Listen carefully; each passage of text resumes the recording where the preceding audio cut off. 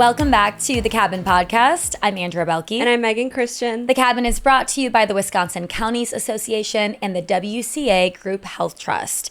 And you know, on The Cabin, we try to bring you really interesting and inspiring places, people, things from Wisconsin. And today we have a guest that truly, I think, has done it all. At only 23 years old, she's a Wisconsin native from the Wausau area. She's a nuclear engineer. She's done several TED Talks. She won Miss America in 2023. You might know her previously as Grace Stanke, but now she is Grace Vanderhei. Hello. Hi. So excited to be back here. Man, I landed back in Madison and I was like, oh my God, this feels like home. Like I was just like, yes, there's Quick Trip, there's a Culver's. I know, there's a Menards. It's the Holy Trinity of Wisconsin. Like, that is very arguably the Holy Trinity. Yeah. But honestly, like, okay, there's one corner in my hometown that they have a Quick Trip.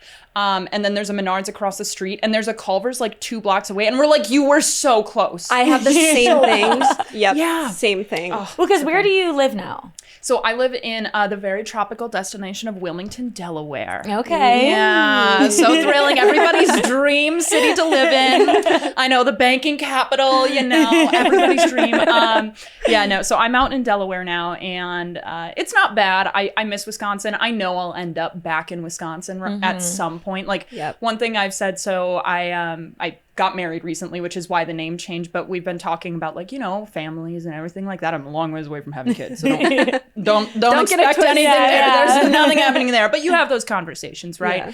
And there's nothing like Wisconsin and like the culture here, the community here, just like the lake life, the people, the fact that I'm not like gripping onto my suitcase as I walk through the airport because I'm like, somebody's going to pickpocket my passport, you know, like I'm not worried about some of those things here. So when it comes to that sort of thing, like when that time of life comes, I want to be back in Wisconsin for sure. They call that the boomerang. I'm a boomeranger. Yeah, you are. Yep. And I it's so funny how that works, because I feel like, for me at least, like growing up, I didn't want to go to college in Wisconsin. I talk about this a lot, where UW-Madison was not my dream school. It wasn't even in the top 5. Like, I genuinely cried when I accepted it, not out of joy, but because I'm like, I really didn't want to go here. Yeah. Now I'm like, oh my God, it was amazing. I wouldn't have it any other way. I probably wouldn't have become Miss Wisconsin with Miss America. Like, I might not have become a nuclear engineer. Like, there's so many things that, like, everything happens for a reason, right? Mm-hmm. But yeah, I forgot where I was going with this, but it was I love Wisconsin, and I'm so thankful for it, and I'm really just like, it's awesome. Well, so, before we kind of like dive into pageants and what you're doing now, what was growing up for you like here in Wisconsin? Because you were a little further north. Yeah. So I will say, living in Madison for 4 years for college, and then like being born and raised in Wausau, like lived in the same house my whole life, about 5 minutes away from Granite Peak, right? I like 2 totally different experiences. It's like central to northern Wisconsin, because like I don't consider Wausau north. I know a lot of people do. I guess it technically is central. It's central Wisconsin. I hate to say it. Like, we're gonna change the dialogue here, folks. But then like southern Wisconsin, 2 totally different experiences, but both incredible in their own ways. So growing up like in central northern Wisconsin, I have a lot of family in northern Wisconsin, in Minocqua and Ashland and things like that. I don't know. I just love it. I worked in Minocqua the summer after I graduated high school at a boat rental place and at a girls' camp. And like, I just feel like that's just peak Wisconsin. Sitting on a lake, like filling up people's boats with gas and just chatting with them. The camp counselor. That's very, Yeah. So growing up here, though, I really think it instilled a lot of like my hard work ethic, and it instilled my just care for others and always wanting to look out for others and to just do the right thing at the end of the day, right? Like I think we were talking about like finding joy and all of this other stuff. And I think a lot of that comes down to, at the end of the day, putting that into my own life and making sure it doesn't like negatively impact other people as well. Yeah. When you think about growing up in Wisconsin, what were some of the childhood activities that you did? Oh gosh. I had such a weird childhood, I feel like. We snowmobiled a lot. Like, I didn't really get into water skiing until I started dating the person who's now my husband. So like that wasn't a part of my childhood, but now it's a big part of my life. But we did have a heavy like emphasis on lake life. So my family had some lake property up north that we would bring our camper, and we'd just literally camp up there, and it was so much fun. So a lot of things like that. I learned how to downhill ski at Granite Peak in like 6th grade, my brother took me to the top of the hill and said, go down, don't die. You know, that's very big brother energy, right? And that's literally how it went. Like, he didn't teach me, he did teach me how to fall, because when he did it, he taught himself, and he just kept falling backwards, which, like, on skis, that's not really falling. Your skis keep going forwards, right? So he's like, if you're gonna fall, just fall to the side. So he did give me that little bit of information. Yeah, but I am not a skier. Are you? I'm not really a skier. I was faking it for a while. I grew up, we went to Sunburst, which is in Kewaskum, Wisconsin. Yeah. And I grew up skiing, but then my sister lives in Park City. So when I go out to visit her, that's a different level. I could never do it. I don't get it. I don't understand how to carve. I don't get it. I tried, and I hate being cold, and I was like faking it for so long that I liked it. Yeah. And I finally just admitted I don't like it. Yeah. And that's fine. Because my options, because I can't figure out the carving. Yeah. So I do like a half snowplow. Yeah. It's either a pizza. half, it's either a pizza. Oh, it's the one that's, it's cut strange. It's not even this, it's just that. Yeah. It's like a half pizza, or I can only like go straight down. And when you're on the mountains in Utah, it's super dangerous. Yeah. So I just decided to take myself off the hill. That's honestly, though, listen, the chalet is also the perfect place to be. I was going to say that's more my speed, I think. I don't want the snow coming up into my face. I'm a little bit of a princess when it comes to the cold. Yeah. So. The only time, so I've primarily only skied at Granite Peak, and actually at my last appearance as Miss America, I was out in Idaho, and my brother came out with me as like my tour manager for the event. It was actually really fun. And we stayed an extra day to go skiing out in Idaho, Grand Targhee. And I think like I was just sick that day because I think my body was like releasing all of the stress and stuff. Yeah. So I got very familiar with that chalet because my brother was like, we've only got one day out here. I'm going skiing on an actual mountain. You're like, you know? I'll see you when I see you. And that was literally, I'm like, oh, have fun. And like, I'm literally running between the bathroom, and then like, everything was not a good day. But it's one of those things that I'm like, you know what? I gained a really good appreciation for the chalet and having my toes warm. Yeah. And not having to worry about like, oh God, am I being hydrated right now? Like all of that. So we're talking skiing, and I was looking you up, and it wasn't until like right before I got here I realized that you actually did water skiing in college. Yeah. Like there was a team? Is that, I didn't actually know that was like a team. Yes. So there's a club collegiate team at the University of Wisconsin, Madison. So I joined it my freshman year. I had learned how to slalom ski like 2 weeks before, right? Like I'm not like still to this day, I'm not like any level of like super competitive. I can hold my own. I can impress the people who just go out on the boat once, like on Labor Day and Memorial Day. Yeah, I can get up. I can do little spins, you know, jump the wake. I can like look cool to the average person, but in the water skiing world, they're like, she can get up. That's it. You know, like. But so the collegiate team here actually skis and practices on Lake Mendota. So if you're ever taking like John Nolan Drive and you see all those buoys, that's the slalom course. And then the show team has the jump that's closer to the Union there. So it's just one thing that's like really cool because I never really thought that it was a sport that you could do competitively, first of all. Right. But you do slalom, trick, and jump. I ended up really getting into trick skiing. So I still do it a lot after college. I was actually out skiing on Sunday. One thing that I will say is an advantage of living in Delaware is the water stays warmer, and it just is warmer year round. Wait, what's the coolest trick you can do?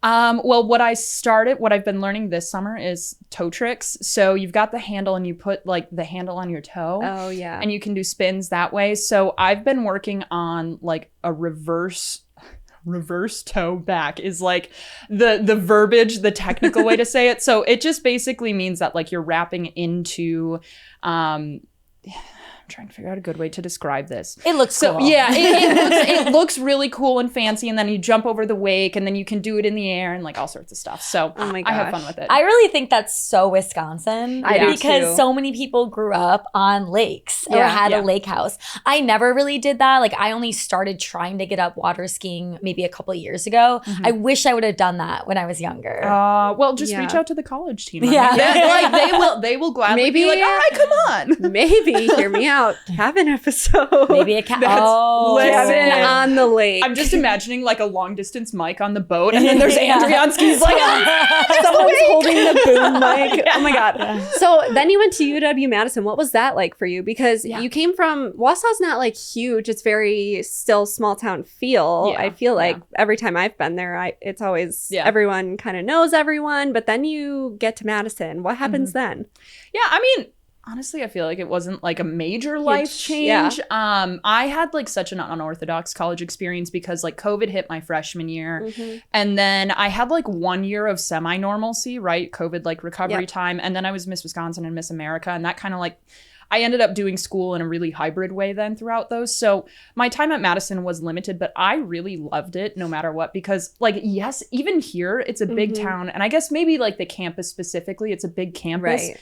But the amount of times that I would meet somebody new and then we'd realize that we have a mutual friend or like they know a roommate of one of my friends, like that happened so often. And it was so cool just to see that connection and know that like, no matter who you're talking with, you've always kind of got a family and a connection with them, even if they're from California, you know, they're still here in Madison and it still is that spirit. So where was your dorm?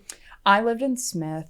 Okay, is that Lakeshore or? That is southeast, and it's like one of the nice ones, if I'm being honest. Okay. Like it has high ceilings, and I had two random roommates who like one of them is one of my best friends to this day. Actually, she stood up in my wedding. I feel like that's so rare. It's really rare. Honestly, all three of us got along really well. During your time at school, you try out for Miss Wisconsin and then get to Miss America. So doing that while you were still at college must have been a wild experience. I actually did that with Survivor. Going into my senior year, I went and played Survivor, and then it aired during my senior year. So I know how wild that was for me, but what was that experience like for you? Yeah, it was really, like, it was interesting because one, first of all, telling your friends that you're going to compete for Miss Wisconsin is like really interesting. Just because there's a lot of stereotypes that come along with pageantry and everything. And I had gotten back into it because I needed scholarships to help pay for school. Yeah. I competed as a teen, but then once I got to college, I'm like, oh my God, I can't afford this, you know? Yeah. I just want to buy a house at some point in my life. And like, I can't even get through college. So I went back to the program to help earn scholarships for school, and kind of explaining that to friends sometimes goes over, like it makes sense to them, sometimes it doesn't. But it was a ton of fun. Once I had become Miss Wisconsin, Miss Wisconsin's a full-time job. A lot of people don't know that. Like you've got a car that's got Miss Wisconsin on the side. You're sponsored by Quick Trip. So on the back it's fueled by Quick Trip. The license plate is Miss Wis. Like, you know, you have a whole thing. You're committed. What kind of car is it? It's the Miss Wismobile. But it's when I won, it started out as a Chevy Malibu, but they upgraded to an Equinox. And this is a fun side story, but so first time the organization bought a brand new car was during my 6 months as Miss Wisconsin. You're right? Like, oh yeah. I got it. A month in, got in a car accident. Oh no! What happened? It wasn't my fault, so I will start that off. But driving down the highway, actually just north of Madison here, some lady, her trailer, she didn't like have an actual roof on it. She just like screwed corrugated metal onto the top of her trailer, and the wind like picked it up. So she's in the far right lane. There's 3 lanes of traffic here. We're in the far left. There's a semi in between us. The wind picked it up, flew this like corrugated metal up over the semi, and like it smashed into, thankfully, like just the front. So it took out like the passenger side headlight and all the bumper, like all of that stuff. But it was a wild time because I'm sitting there like, I've never been in an accident in my life. And I was like, oh my God, what's happening? Oh my gosh. That was a fun phone call being like, so you just bought a brand new car, but it's gonna need to go to the shop. You're like this random gigantic piece of metal just flung at me. So that's a fun one. Lots of stories about like just those 6 months as Miss Wisconsin, but I ended up doing hybrid school throughout that time. So I'm really thankful for my professors in the Department of Engineering Physics, because like they first of all like recognized and understood where I was coming from, right? They didn't sort of have like the judgments about being Miss Wisconsin where I was like, hey, like I'm not going to be able to be at every single like class because I'm going to be at appearances or going and doing things as Miss Wisconsin. And actually, this is the time I broke the rules. Miss Wisconsin actually at the time asked you to completely stop taking school really? Because of this. And they knew that like it would conflict. For me, I knew that I can prioritize Miss Wisconsin, but I can still also do my schooling. Yeah. So the Department of Engineering Physics was really fantastic, where they worked with me to record lectures and make the time and like help accommodate scheduling wise.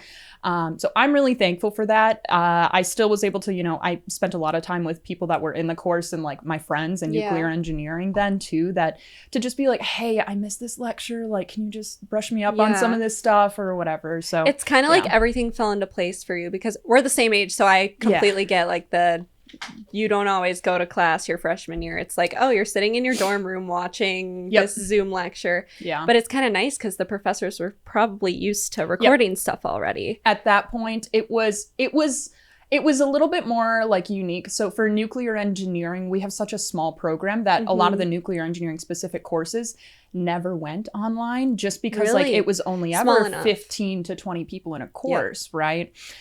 So with that, like, professors knew it though, and they were really good still. So it made the transition really easy. And like, it still was a challenge. Like for me, I had to really get time management. And even now, like I'm really thankful for that year because it taught me a lot, where now even I'm doing everything I'm doing now and I'm getting a master's right now. So like figuring all of that out, balancing school, balancing writing a book, a full-time job, everything that I'm doing, it taught me a lot about that time management. Yeah. So. When you went to UW-Madison, did you have any favorite places to go? Like places to eat, hike? I know you're an outdoor girly, so. I love Devil's Lake. I think it's so beautiful. And also like, weird thing, but growing up in Wausau, I only knew the Dells as like water park. Oh, same. Oh, yeah. I went there with a friend and I'm like, wait, and we went like hiking and stuff through Witch's Gulch. And I'm like, wait, this is actually really pretty. That's on our bucket list. Okay, tell us about Witch's Gulch because I've seen videos and it's definitely something I need to go to. Yeah. My friend organized it all. So I honestly like can't tell you. I think you have to get a permit now. I don't know anymore, but it was just like one of those crazy things though that's like nearby in the area that I never like I only associated it with water parks and that's it. Wait, what's it like when you're walking through it? Because all the videos I see are like, oh my God, they're amazing. It looks magical. It's beautiful. It's very peaceful and like quiet. And I don't know, to me, it captures a lot of the essence of what I enjoy in being in the wilderness, where you can just kind of take a moment to reflect. And one thing that I love about spending time in nature and being an outdoorsy person is you feel so small and insignificant. Like you're kind of reminded that like, I'm just a short little speck of dust in like the grand scheme of this planet, and maybe that's like an overwhelming thought, but I don't know, I kind of find peace in it. And Witch's Gulch is one of those places where you can see where nature's like done its like art in a way over such a long amount of time, and it's just beautiful. So so kind of circling back though, you had so much going on, and I find it really interesting that you were actually very like scholarship motivated to go into it. Did you find that people treated you differently when they found out you were a pageant girl? For the most part, I mean, I didn't like lead with it. I was never like, hi, I'm Grace, Miss Wisconsin 2022. Like that wasn't like how I introduced myself in classes. It wasn't my two truths and a lie in the discussions, right? So most of the time, by the time like people found out about it in some way, usually they were like, oh, like I know you well enough to not like think you're a weird pageant person in any kind of way. But overall, I mean, some people are just going to be weird about it. I'm not a person that like, if you don't want to be my friend, that's fine, because I've got really great friends that I know like love me and care for me. Right. And I'm always welcome to like making new ones, but like I'm also not going to go out of my way to try and justify what I do to bring me joy. Right. So like either like you're fine with it and want to learn more about it or whatever, or not, and that's fine. So, can you kind of talk about some of the stereotypes that go along with pageantry versus what it's actually like when you're in it? Oh, okay. So I have a fun story about this.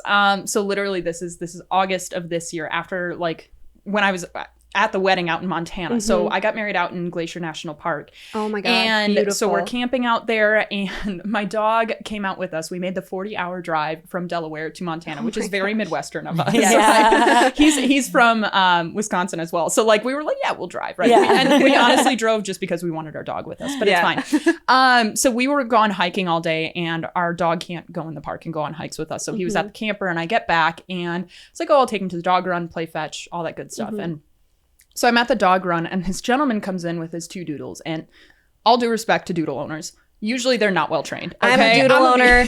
I can 100% agree with you. Like they are no shade. No, they are. Yes, they're wonderful dogs, and I love them. But like these two doodles were the most like some of the most chaotic. They're nuts. Yeah, they're nuts. And these were big. Like my dog's like 60 pounds. He's a golden retriever. And these were like 100-pound doodles. They were hefty, and they were like. I have a mini. Yeah, so they're cute. Yeah.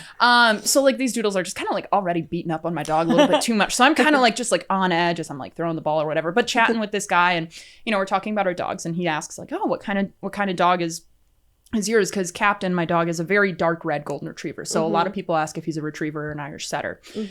And I go, oh, he's a golden retriever. And this gentleman goes, oh, that's good. Because if it were an Irish setter, it's kind of like a Miss America. They're pretty to look at, but the moment they open their mouth, they sound stupid. That is like word for word what he said. Like, that's not an exaggeration. You're like, little do you know.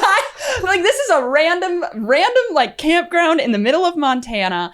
And I'm sitting there like in my head, I'm like, there's like 97 women in the world that have become Miss America. And like you literally like, and some of them are dead at this point, right? Like, let's also acknowledge that. And I'm like, you really just got the wrong person. And I just look at him and I go, sir, can I tell you something? And he just looks at me and he's like, no. And I'm like, yeah. Like we didn't get to anything. So like that sort of misconception, I will say, primarily lies within an older generation, though. Yeah. I think within the younger generation, a lot of young women specifically, like just don't. They think it's how I find validation.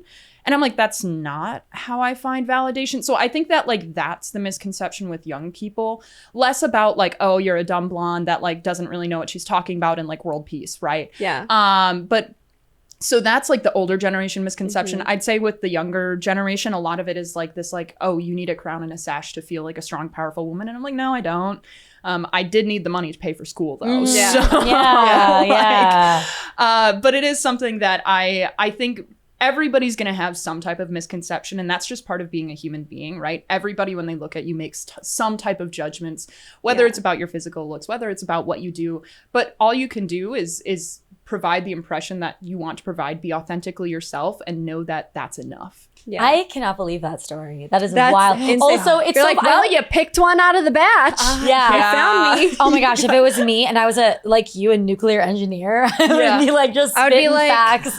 So let me tell you about this, that, and the So third. but that's what's so fascinating about you. And like a lot of Miss Americas are very intelligent for sure. Yeah. But like you really are one of the smartest people. Yeah. Thanks, I appreciate it. No, I mean, you're no joke. But there's a difference between book smart and street smart, so just remember that.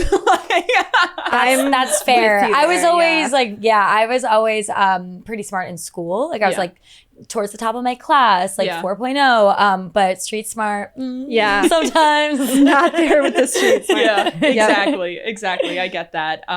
So it's just crazy because there's always going to be people out there that make like weird assumptions, whether it's about pageants or not. But at the end of the day, it's the most important thing is how you respond and how you handle that situation. Yeah. So what was that process like for you then? You become Miss Wisconsin and now you're kind of on the road to Miss America. What's that like? Well, you're making a lot of appearances. I won Miss Wisconsin in June of 22 and Miss America was in December of 22. So I had like 6 months of prep time, but also 6 months of time to be Miss Wisconsin, which I still look back on as some of my favorites. Like my favorite appearances in my time in pageantry, period. Just because like you can't get this type of experience anywhere else in the country.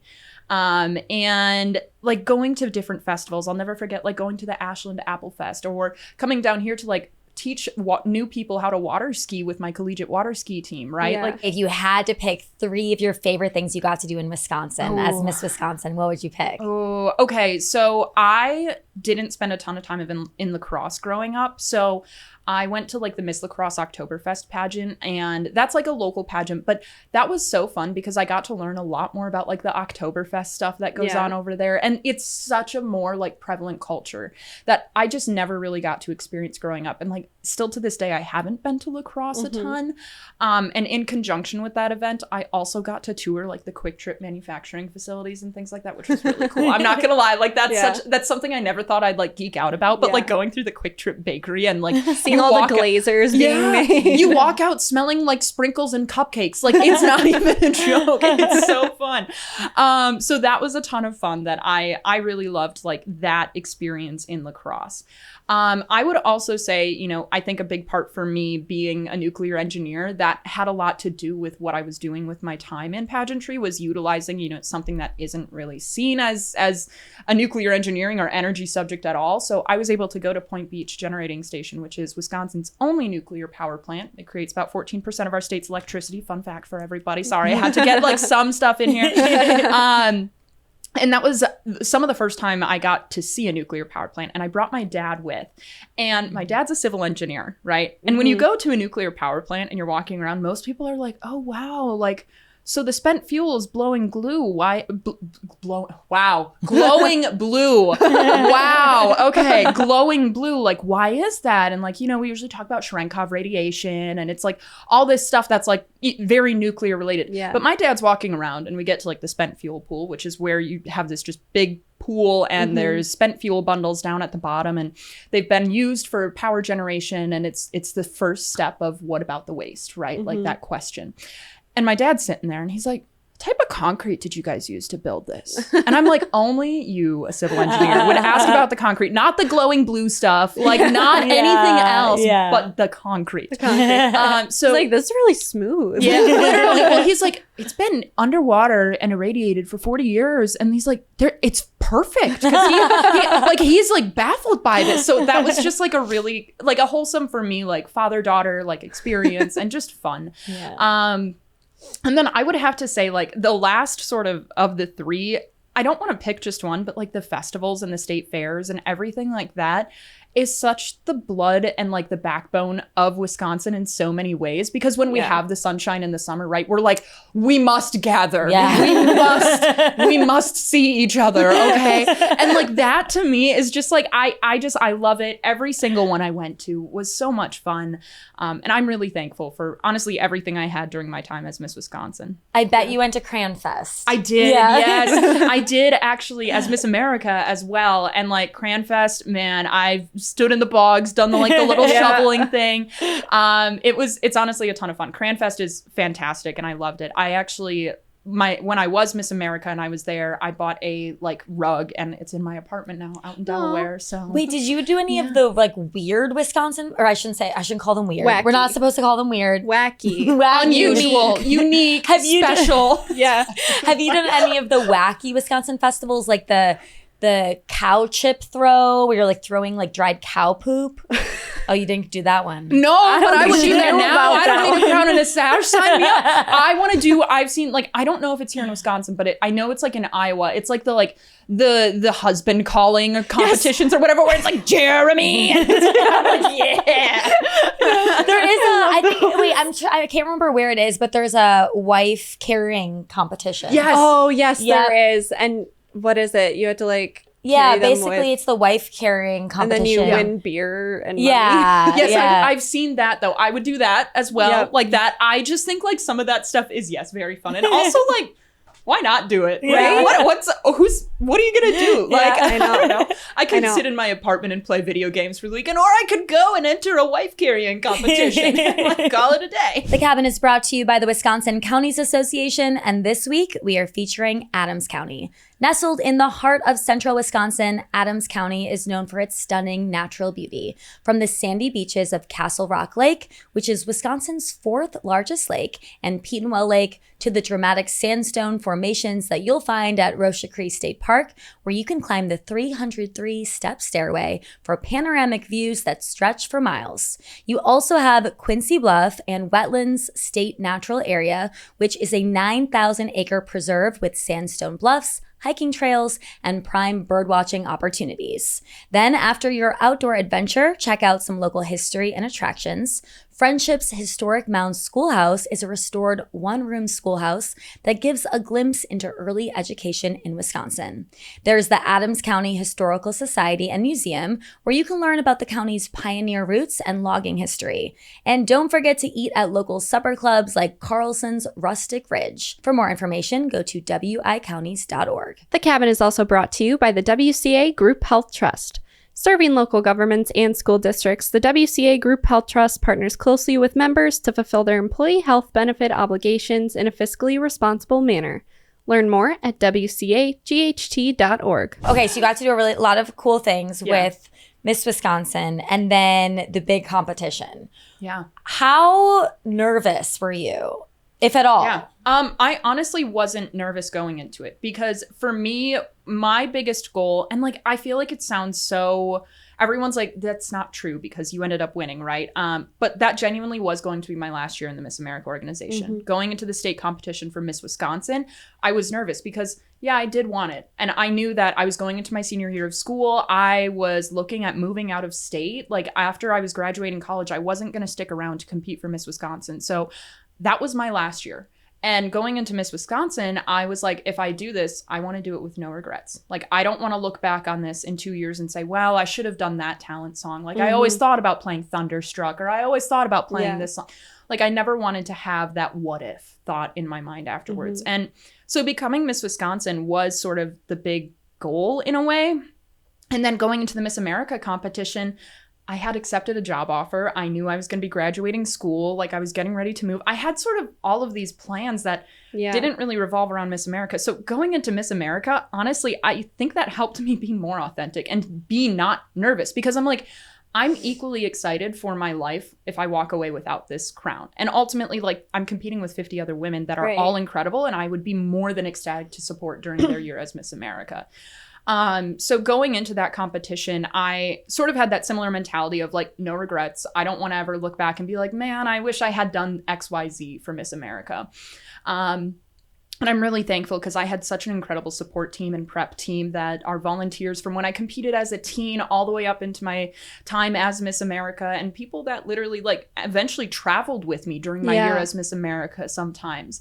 And that's like something that I don't think gets talked enough about is it's a volunteer run organization at the state and local levels. It no longer is at the national level, but the state and local levels. People are doing this because they care about the women. And like for me, it felt so powerful to go on that stage and to represent those volunteers who like are there to support you and are there to support and cheer you on. And I'm really thankful for every single one of them. And like going into the competition, I wasn't nervous because I felt comfortable with what I was bringing to the stage. And I also felt comfortable with what I was going to do after the competition, no matter what. What does the competition look like? I know you're doing interviews, a talent, but what else is involved? Yeah, so it no longer looks like how it was when I competed. Okay. So it's changed since then. But when I competed, I had interview and talent were sort of your two biggest scoring things. You had an evening gown and onstage question, and you had a social impact pitch. So like a 45-second speech about your community service initiative. So I had, my program was Clean Energy, Cleaner Future. So I educate and still do this. It's just under sort of like, I don't necessarily feel a need to like be like, I'm here to talk about clean energy, cleaner future. Yeah. I just talk about it. So it's fine. So I educate Americans about where their power comes from and how America can logically and sensibly transition to clean energy, right? So that's what that was all about, which wasn't really ever seen before, if I had to take a guess. You know, I haven't done like the extensive research on every single Miss America contestant, but it's not a common one that's seen. So that was the phases of competition that I competed in. Honestly, I had a ton of fun with all of it. And I play violin for my talent. I took a Vivaldi's Storm from Summer of his Four Seasons, which is like a really popular piece and pretty common, and like a lot of people know it. But we made like sort of like a classic rock accompaniment to go along with it, because I've always loved like classical music with a modern twist. And that was a ton of fun. So I ended up winning a prelim talent, which still like baffles me because I would say I'm an above average violinist, but I am by no means somebody who could do it professionally, right? I do it because I love it and I enjoy it, but I'm not like amazing at it. And typically like in the Miss America organization, if you're winning a talent prelim with an instrument, like you've got to be top. And like, I was like, when I was like, oh crap, like I might have girl bossed too close to the sun right now. Like, so yeah, very thankful. It does make me wonder too. I think a lot of people have this thought. So I'm sure everyone watching has this thought, what your talent would be. What would yours be? Singing, probably like Love on the Brain, Rihanna. Ooh. That's like my go-to Okay. karaoke song. Okay. Yeah. Okay. So A lot of range. I or feel like German classical, because that's what I used to yeah, sing. because you're kind of a classical singer. Yeah. Oh, wait, like opera? Or yeah, I could like do it. What but is? I was gonna say, what is German classical? just like classical songs in German. Give us a little bit. Like no, not warmed up. I feel like little pointed out here. Okay, what about you, Andrea? Okay, so I feel like I'm above average at a lot of things, but I'm not like amazing at like one thing. But probably a juggling routine. I knew you were gonna Did anybody do a juggling routine when you competed? Not at the year I competed, but that is like a thing. Like, I actually think there's a former Miss America, maybe, that did it. Like, there's former Miss Americas that did like trampoline and like all sorts of stuff. The 80s and 70s were wild times, man. Like, they were wild times. Yeah, I probably would do some sort of juggling or some sort of, I don't know. Does anyone do like kind of like a theater? So I did have, so my Miss New Jersey, her name is Augie is the nickname I call her. She did like a dance, but it was kind of like a mix between dance and like contortionism. And that was really cool because she had like the balancing thing that she does like the handstand and like it was like, it was wild. Yeah. It would be something like that. Something like juggling. There is floor routine. Yeah, there is like circus style, I'd say, types of talents that I've seen a lot. Actually. Yeah. I feel like another stereotype people have of Miss America and the people that compete is that it's like mean or cliquey. Did you notice any of that with the competition? My overarching answer is no, but largely because if you put 50 people in a room, are you going to be best friends with all of them? Right. No, and that's okay. Like, I still, to this day, if any one of them would call me and be like, hey, I'm in jail and I need somebody to come pick me up, I'd go get him, like, no questions asked, and be like, all right, like, what happened, you know? Like, what went on? Yeah. But I also, like, some of my best friends have come out of that time. So, like, actually, the woman who was my first runner-up at Miss Wisconsin, so when I became Miss America, she became Miss Wisconsin to finish out the 6 months left in the Miss Wisconsin year. She's one of my best friends. She stood up in my wedding. I was in New York for Climate Week a couple of, 2 weeks ago, and I saw my first runner-up from Miss America there. I frequently spend time talking with my Miss Vermont, my Miss Nevada, my Miss California. Like, it really is, like, you find your people. And it's, like I said, the best way I describe it is if you're in a room with 50 people, there's going to naturally be, like, friend groups that form. Yeah. But it's not out of malice. It's not out of, like, any type of weirdness that people kind of like try to make it out to be, because like I said, I could go with any one of the groups per se and like still have a great time. Yeah. And let's not forget you're competing. Yeah. It'd be like, I can relate it to Survivor. You know, you're competing for $1 million on Survivor. You're not going to be nice to everybody. Right. You want to win. I think everybody was nice. I mean, there are some people that were there that you could tell were in a headspace that like they wanted to win Miss America. So they kind of like did it to themselves in a way where they kind of shielded themselves off. And I'm like, that's okay, I get it. And it's really funny because those girls, like after the competition was done, I saw them at a different event. Like the Kentucky Derby, we had a lot of girls come for that. So I got to spend time with a lot of them there. That sounds totally different, fun. Totally different personality though, versus at the competition. Cause like that stress and strain, like it sometimes gets to people, but and it's totally fine because I always sit there and like I try to not use that week as like a judge of character for some of those folks, because I'm like, it is a competition and sometimes people have a lot of pressure from their parents or from their state organization or a lot of pressure from, I don't know, the internet or whatever it might be. And like I just don't want that to be the sort of judgment that I make on them as people. I always love watching the videos right before someone is crowned and the girls are holding each other. And it's like, what was that moment like in the seconds that probably felt like weeks, like right before they said your name? Oh my God, I was pooping myself a little bit. But, no, I one thing, so like Taryn and I, so Taryn is my first runner up.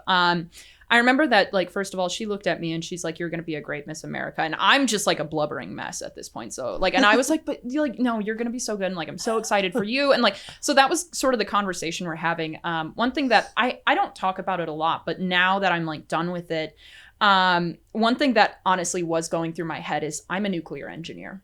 This is either going to make my career or utterly destroy it. Mm-hmm. That is what I was like in my head. I'm like, oh my God, like I'm either going to be known, like the stereotype is either going to be completely embraced by the nuclear industry in a way that they're going to be like, she's an idiot and doesn't know what she's doing. Nobody's going to hire her. Or it's going to turn into something like really big. And thankfully it did not ruin my career. But like, honestly, in that moment when I was like, I might have actually done it here, I was genuinely worried that like, well, this is supposed to be a life-changing thing. I was like, what if it changes it in a bad way? Oh. Yeah. So that was like sort of the internal fear that I was battling in a lot of ways. And I'm so thankful that everything turned out the way it did, that it did not destroy my career, that it in fact made it and like gave me a lot of really incredible opportunities throughout that year. And even afterwards now that I am genuinely very thankful for from my time as Miss America. Yeah. That's great to hear. Yeah. You said that Miss America is like a year-long thing. And you were saying before you had a job locked in prior to that. So did you go back to that job? Did you find a new one afterwards? Yeah. Because you're super successful now. So let's kind of hop into where you're at now. Okay, so context of how I got that first job. So a weird thing that was in the Miss America contract that I think has since been removed. I don't know. Like I said, there's been a lot of changes since I competed. But when I competed, there was a clause that if you win Miss America and you work after your year as Miss America, the organization would have a right to like 20% of your income because the job could be due to you becoming Miss America. Just for 1 year. Whoa. Just for 1 year. That is wild. Yeah, like I said, That's I think it's since crazy. been removed. So I was really adamant about finding a job beforehand to prove that like I got a nuclear engineering job on my own credibility, not with Miss America. Right? Got it. Yeah. So that was the primary reason why I was like interviewing and doing stuff. And also like it's the fall of your senior year. That's also when you are normally like interviewing and finding a new job and things like that. So I was supposed to move to Phoenix after I finished college and after I finished Miss Wisconsin and was honestly really excited. I did tell them that I'm like, hey, I'm going to compete for Miss America. And listen, it is literally a less than 2% chance that I actually win. But if I do, like we have to rediscuss. Like this is considered like I'm back in negotiating or potentially not taking this anymore. Yeah. So that happened.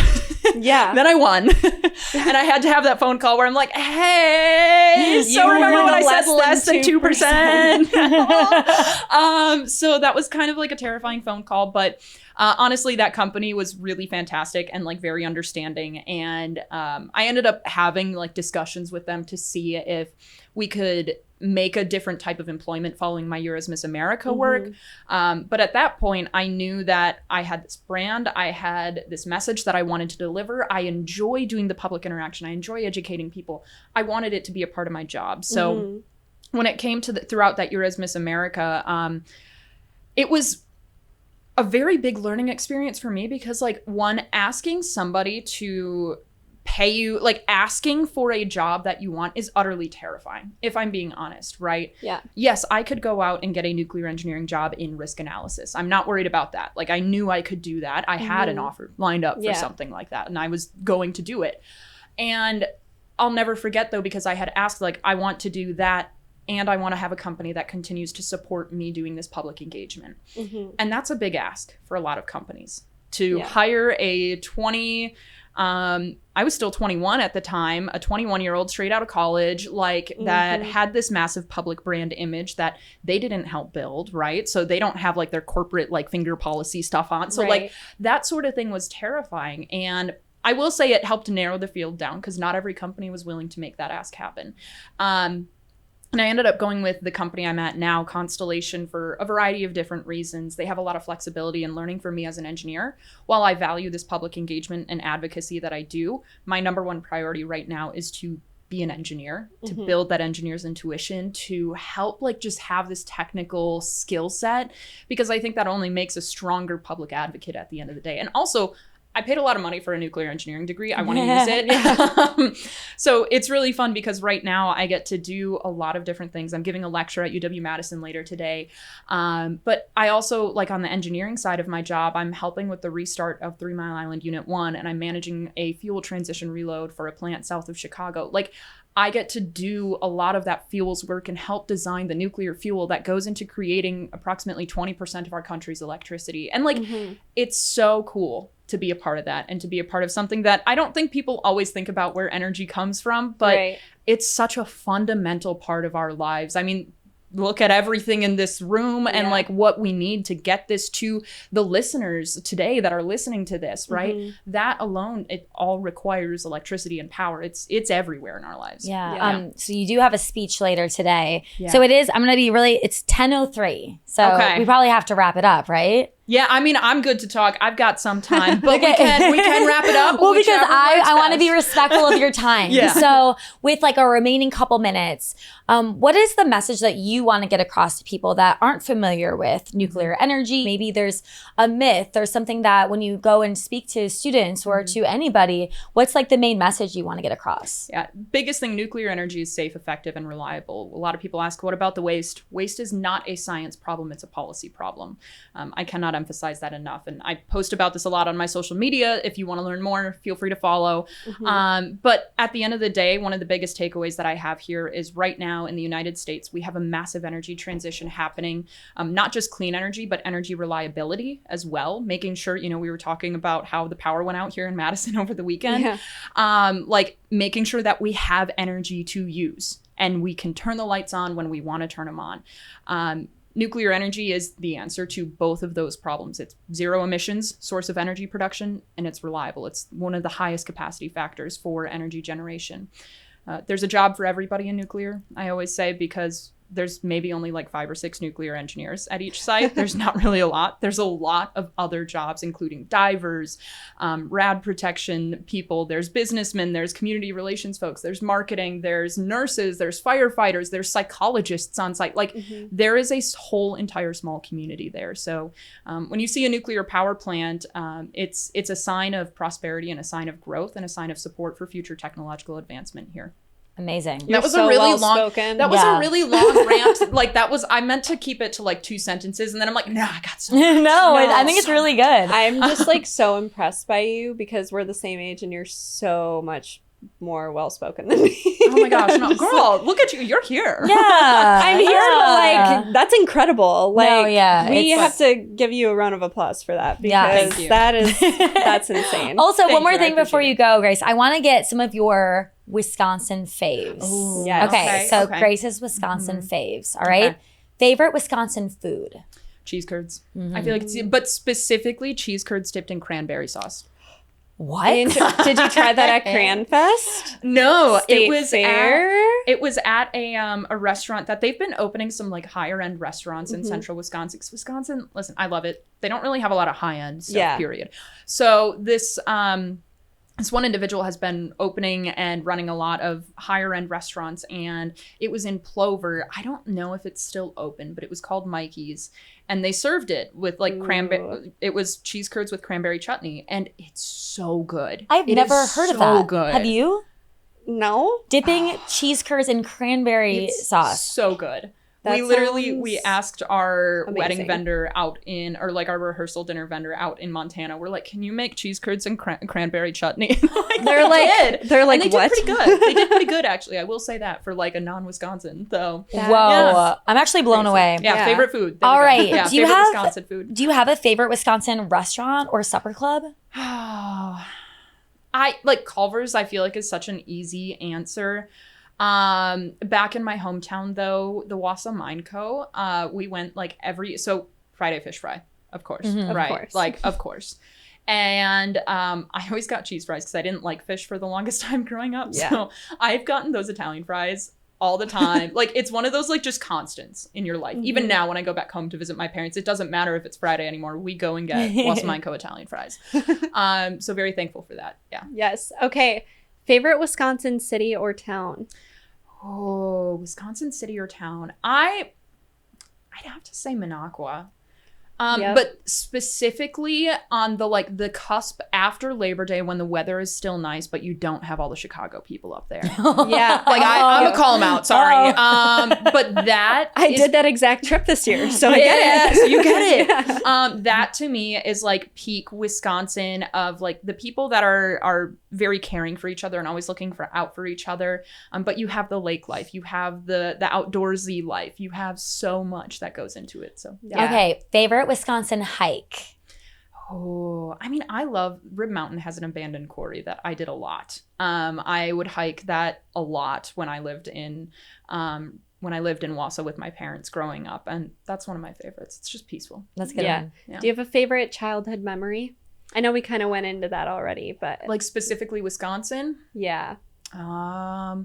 I didn't realize that this was such a Wisconsin thing. Maybe it's a northern or central Wisconsin thing too. But like having chicken eggs in like your first grade classroom and like you incubate them and like hatch them and like it's chicklets and like you have like you see this whole like very farm associated. Yeah. And sometimes you get to take them home. Yeah. Oh, I didn't. Yeah, the eggs or the chicks? No, the chicks. Oh You can bring the boy. chicks our home. teacher just kept them, but I think they just sent them to a farm and they got slaughtered. But like I don't think we're gonna tell that to the children. Yeah. Don't tell the children.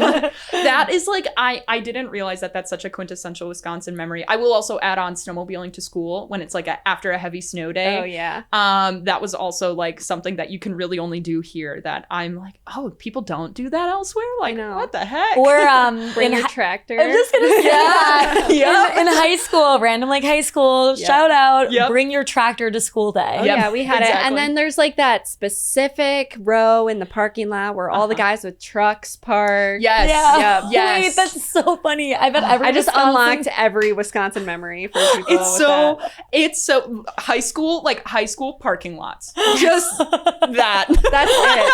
I feel like that's it. That's how you know where the cliques are because Yes. everyone parks next to each other. Yeah. And if you take somebody's parking spot, like that's They're not speaking to you. No. Well, the thing is if they don't know who your car is, then everybody in the school is like, whose white Toyota Suburban 2004 is that? And you're like, it's not mine. I don't know. Let me throw my keys over there. Like, What did the most popular girl drive at your high school? a Wrangler. Oh, That was like Wranglers. Like a Jeep? Oh. Yeah. Yeah. Yeah. Our girl drove a Jeep and it was Yeah. always so cool. I Yeah. don't think we had Jeeps really. Yeah. But I don't know. Yeah. I drove a Honda CRV. I drove a Chevy. It's like an old Chevy Suburban with like a Yeah. cracked windshield that I might have cracked. Nobody, hey, listen. I won't say nothing.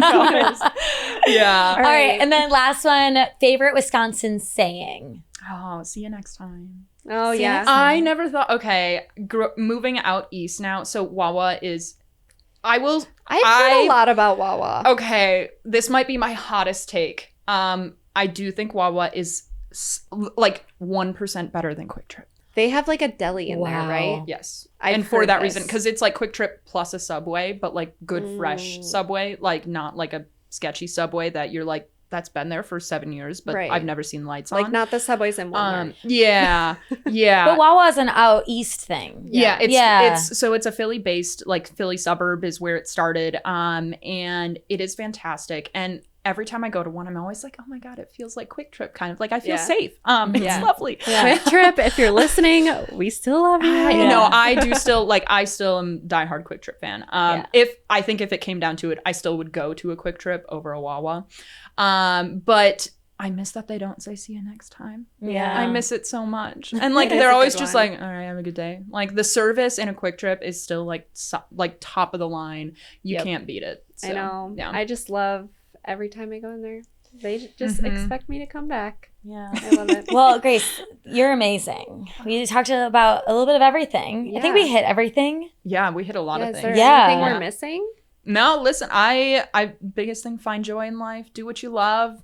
Don't let other people stop you from doing what you love. That's it. And how can people find you and follow you and stay tuned with everything you're doing? On social media, I am Grace Vanderhei on most platforms. You may have to look up Grace Stanke depending on which platform, specifically Instagram, because Instagram handles are really hard to get like a good one now after getting married, so really sad.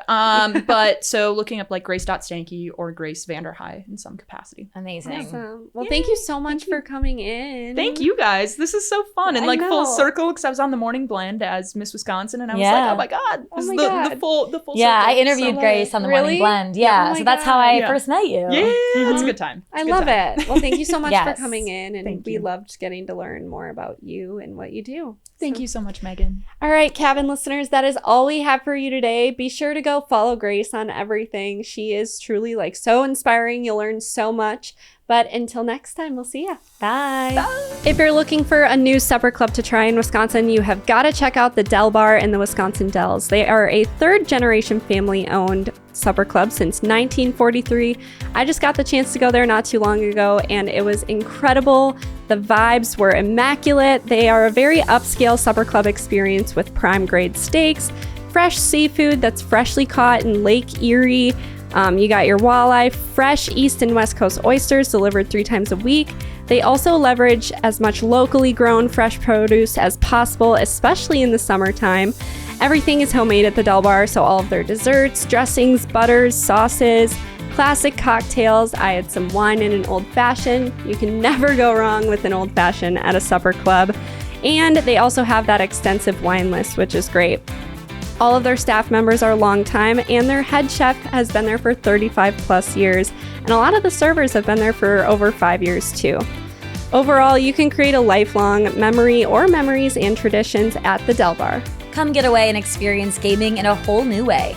Ho Chunk Gaming offers a range of adventure and entertainment by offering gaming excitement and relaxing accommodations all in one place. Whether it's discovering your favorite slot machine, doubling down on their tables, or rolling your luck with the throw of the dice, this will be the getaway you've been searching for. While you're there, sign up to become a free member of their rewards club to receive our special members-only discounts, promotions, and so much more. Ho Chunk Gaming, where the grown-ups play big. Your grown-up getaway. Locations in Madison, Wisconsin Dells, Black River Falls, Nakusa, Toma, and Wittenberg. Must be 21 to gamble. All right, we are back with another behind-the-scenes look at an upcoming Discover Wisconsin episode. With us today, we have Lindsay Hayes, host and producer of a show about UTVing, kind of off-roading, different things to do in 3 different communities up north. So we have St. Germain, Arborvita, and Woodruff that you guys focus on. So welcome, Lindsay. Thank you, ladies. Yeah, the heart of the Northwoods is so UTV friendly, and we had a great time up there. It was fun to get to go to different communities and see just how each one has something a little bit different to offer. But there's nothing better than getting that lakefront cabin and getting right in your machine when you wake up in the morning and hitting the trail right from there and getting to explore. So it was great. So what kind of UTVing will we see in this episode? Is this going to be for the casual person, the beginner, the Leadfoot Lindsay? I heard that's a nickname. I like it. That's the new nickname. That's fine. I happily own that one. I think it's the best of all of those things.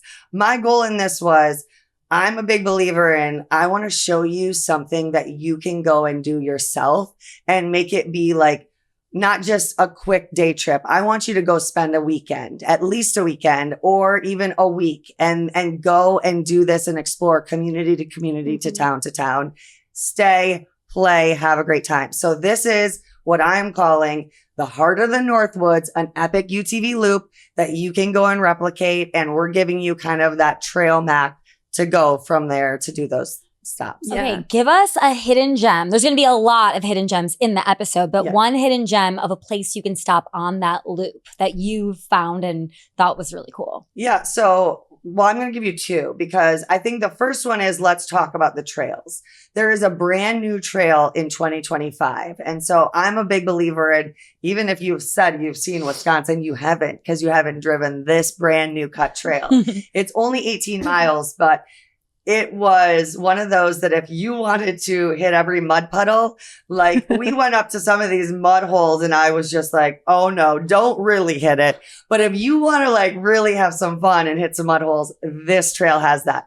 If you want to just feel like you're remote and in the thick of the woods and in the forests and enjoy that, there is a lot of places to do that.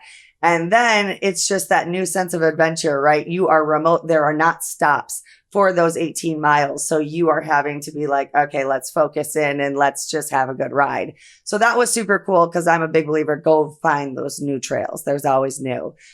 In terms of things to do in the area, I mean, the sky's the limit. The food is always a big one for me.